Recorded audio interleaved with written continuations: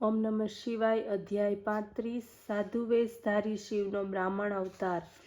નંદીશ્વર બોલ્યા કે હે સર્વજ્ઞ સનતકુમાર, હવે વિભુ પરમાત્મા શિવનો આ દ્વિજ નામનો અવતાર કહું છું, જેમાં એમણે સાધુવેશ પણ ધારણ કર્યો હતો. ધ્યાન આપીને સાંભળો. જ્યારે મેના અને હિમાલયની શિવમાં પરમ ભક્તિ જાણીને દેવતાઓને અત્યંત ચિંતા થઈ, તેઓ પરસ્પર વિચાર કરવા લાગ્યા કે જો ગિરિરાજ હિમાલય પોતાની એકાંકી ભક્તિથી શિવને પોતાની પુત્રી આપશે તો નિશ્ચિત રીતે તે શિવના નિર્વાણ પદને પ્રાપ્ત કરનાર થશે, અને જો તેઓ એમાંથી મુક્ત થઈ ગયા તો પછી આ પૃથ્વી રત્નગર્ભા કેવી રીતે કહેવાશે? ત્યારે તો એનું નામ જ વ્યર્થ થશે. પછી આ પર્વત સ્થાવર રૂપનો ત્યાગ કરીને દિવ્ય રૂપને ધારણ કરી લેશે અને શિવને કન્યા આપીને શિવલોકને પ્રાપ્ત કરી લેશે.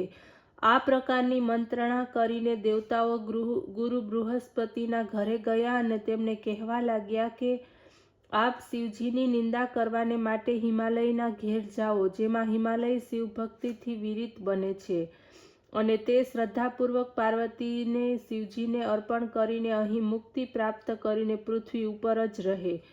ત્યારે દેવતાઓના આ વચનોને સાંભળીને બૃહસ્પતિ વિચાર કરીને એને કહેવા લાગ્યા, તમારામાંથી એકાદ કે તમે બધા ભલે આ કાર્યને માટે શ્રીશૈલ પાસે જાઓ અને પોતાના મનોરથને પૂર્ણ કરો, પરંતુ હું તો આ કાર્યને માટે અસમર્થ છું. અથવા બ્રહ્માને કહીને પોતાનું કાર્ય કરાવો. બૃહસ્પતિની પાસેથી આવો ઉત્તર પ્રાપ્ત કરીને દેવગણો બ્રહ્માની પાસે ગયા અને પોતાનું સર્વ વૃત્તાંત કહ્યું.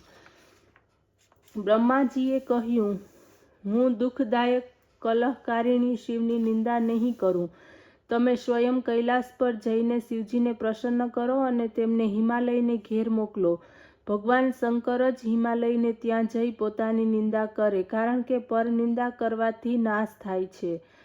વળી જો કોઈ સ્વનિંદા કરે તો તેને પરિણામી યશની પ્રાપ્તિ થાય છે. આ સર્વ સાંભળીને દેવતાઓ કૈલાસ ઉપર જઈને શિવજીને સર્વ વૃત્તાંત કહી સંભળાવ્યું. શિવે હસીને એનો સ્વીકાર કર્યો અને દેવતાઓને આશ્વાસન આપીને વિદાય કર્યા. પછીથી ભક્ત વત્સલ ભગવાન શંકરે હિમાલયની પાસે જવાનો વિચાર કર્યો. દંડ તથા છત્ર ધારણ કર્યા, દિવ્ય વસ્ત્ર પહેરીને ઉજ્જવળ તિલક કર્યા, હાથમાં સ્ફટિકની માળા અને ગળામાં શાલિગ્રામ ધારણ કર્યા. પછી ભક્તિપૂર્વક વિષ્ણુ નામ જપતા સાધુનો વેશ ધારણ કરી બ્રાહ્મણ રૂપમાં હિમાલયને ત્યાં આવ્યા. એમને જોઈને હિમાલય સિંહાસન છોડીને ઊભા થયા. વિધિપૂર્વક ભૂમિ ઉપર તેણે સાષ્ટાંગ દંડવત કર્યા. હિમાલયે તેમના પરિચય પૂછ્યો.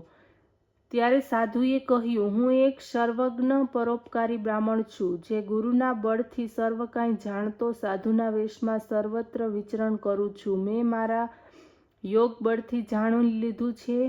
તમે પોતાની લક્ષ્મી સ્વરૂપ કન્યાને શિવને આપવાની ઈચ્છા રાખો છો, તે સાચું છે, પરંતુ તમને શિવનું કુળ અને શીલની ક્યાં ખબર છે?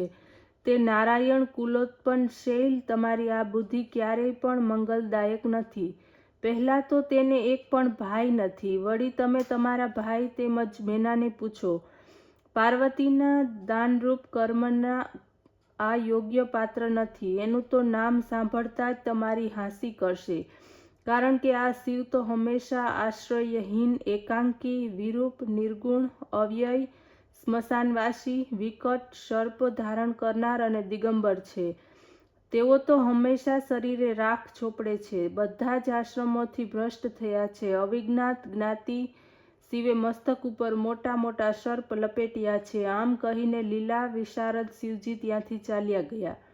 મેના સહિત હિમાલયની બુદ્ધિ વિપરીત થઈ ગઈ. હવે તો વિચારવા લાગ્યા કે અમે શું કરીએ. પછીથી ભગવાન શંકરે ભક્તોને હર્ષદાયક મહાન લીલાઓ દેવતાઓનું કાર્ય સિદ્ધ કર્યું. જે આ આખ્યાનને વાંચે છે કે સાંભળે છે, એના પાપોનો નાશ થાય છે તથા તે સ્વર્ગદાયક, આયુવર્ધક અને કલ્યાણકારક છે. અહીં શિવના 86 અવતારોની કથા સમાપ્ત થાય છે. અધ્યાય 36. અશ્વસ્થામા નામે શિવા અવતાર. નંદીશ્વર બોલ્યા કે હે સર્વજ્ઞ સનત કુમાર, હવે પરમાત્મા શિવનો આ અશ્વસ્થામા નામક અવતાર સાંભળો. દેવર્ષિ બૃહસ્પતિના પુત્ર ભરદ્વાજ, તેમનાથી અયોનિજ દ્રોણ થયા. તે ધનુષ્યધારીઓમાં શ્રેષ્ઠ, મહાન, શૂરવીર, મહાતેજસ્વી અને સર્વ અસ્ત્ર વિશારદ હતા, જેને લોકો ધનુર્વેદ અને વેદમાં નિષ્ણાત કહે છે. જે બળવાન દ્રોણ પોતાના બળથી કૌરવોના આચાર્ય થયા, જે મહારથીઓમાં પણ તે વિખ્યાત થયા. આ દ્રોણાચાર્ય કૌરવોની સહાયતાને માટે શિવને ઉદ્દેશીને પુત્રને માટે તપ કર્યું. ભગવાન શંકરે પ્રસન્ન થયા, દ્રોણાચાર્યની સમક્ષ પ્રગટ થયા. શિવજીને જોઈને તેઓ ઘણા જ પ્રસન્ન થયા. પછી હાથ જોડીને નમસ્કાર કરીને પ્રાર્થના કરવા લાગ્યા. એમની સ્તુતિ અને તપથી પ્રસન્ન થઈને ભક્ત વત્સલ ભગવાન સંતુષ્ટ થઈને કહેવા લાગ્યા, વરમ બુહિ. આ સાંભળી અત્યંત નમ્રતાથી દ્રોણાચાર્યે કહ્યું, હે નાથ, આપના અંશથી ઉત્પન્ન થનારો મહાબળવાન તેમજ અજય પુત્ર મને આપો. શિવ તથાસ્તુ કહીને અંતર્ધ્યાન થયા. દ્રોણાચાર્યે ઘેર આવીને પ્રેમપૂર્વક સર્વ વૃત્તાંત પોતાની પત્નીને કહી સંભળાવ્યો. પછી તો સમય પ્રાપ્ત કરીને સર્વનો સંહાર કરવાવાળો બળવાન પુત્ર શિવના અંશથી પ્રાપ્ત કર્યો. આ પુત્રનું નામ અશ્વસ્થામા રાખવામાં આવ્યું. તે જ મહાબળવાન અશ્વસ્થામા મહાભારતના રણમાં પિતાની આજ્ઞાથી કૌરવોના સહાયક થયા. અશ્વસ્થામાના બળને કારણે કૌરવો અજય થઈ ગયા કે સંપૂર્ણ પાંડવ તેમને જીતવામાં સમર્થ ન થયા અને નષ્ટપ્રાય થયા. ત્યારે ભગવાન કૃષ્ણના ઉપદેશને પ્રાપ્ત કરીને અર્જુને તપ કર્યું, સર્વ અસ્ત્રોને પ્રાપ્ત કર્યા અને તેમને યુદ્ધમાં જીત્યા. શિવના અંશથી ઉત્પન્ન થયા માટે જ અશ્વસ્થામા આટલા વીર કહેવાયા. તેમણે પ્રયત્નપૂર્વક પાંડવોના પુત્રોને મારી નાખ્યા અને કૃષ્ણાદિ પણ એમના બળને રોકી ન શક્યા. પરંતુ જ્યારે પુત્ર શોકથી વ્યાકુળ અર્જુન રથ ઉપર ચડીને કૃષ્ણની સાથે ચાલ્યો, ત્યારે તેને આવતો જોઈ અશ્વસ્થામા ભાગ્યો અને અર્જુન ઉપર તેણે બ્રહ્માસ્ત્ર પ્રયોગ કર્યો, જેના પ્રચંડ તેજથી ચારે બાજુની દિશાઓ વ્યાપ્ત થઈ ગઈ. ત્યારે પોતાના ઉપર આપતી જોઈને અર્જુને શ્રી કૃષ્ણને ઉપાય પૂછ્યો, આ બ્રહ્માસ્ત્રનું નિવારણ કેમ કરવું? શ્રી કૃષ્ણએ કહ્યું, આ અશ્વસ્થામાનું દારૂણ અસ્ત્ર છે, જેના સમાન ઘાતક કોઈ નથી. હવે એનો એકમાત્ર ઉપાય એ છે કે તમે પ્રભુ શિવજીનું સ્મરણ કરો, જળનો સ્પર્શ કરો, પ્રણામ કરીને શૈવાસ્ત્રનો પ્રયોગ કરો. જો કે બ્રહ્મશિર નિષ્ફળ થનાર ન હતું, તો પણ શૈવાસ્ત્રના તેજથી તે શાંત થઈ ગયું. અશ્વસ્થામા આ સંસારને પાંડવોથી સર્વથા રહિત કરવાના અભિપ્રાયથી એ અસ્ત્રને ઉત્તરાના ગર્ભવત બાળક ઉપર તેનો નાશ કરવાના હેતુથી પ્રયોજ્યું હતું. શ્રી કૃષ્ણ સમજી ગયા. એમને પોતાના સુદર્શન ચક્ર મોકલ્યું, ઉત્તરાના ગર્ભની રક્ષા કરી. શિવની આજ્ઞાથી ગર્ભને કાંઈ પણ ન થયું. શ્રી કૃષ્ણે સર્વ પાંડવોને બ્રાહ્મણ અશ્વસ્થામાના ચરણમાં નમસ્કાર કરાયા. અશ્વસ્થામા પ્રસન્ન થયા. કૃષ્ણ સહિત પાંડવોને અનેક વરદાન આપવા લાગ્યા. આ રીતે મહેશ્વર પ્રભુએ દ્રોણ રૂપથી પૃથ્વી ઉપર અવતાર લઈને આ પરમ લીલા કરી.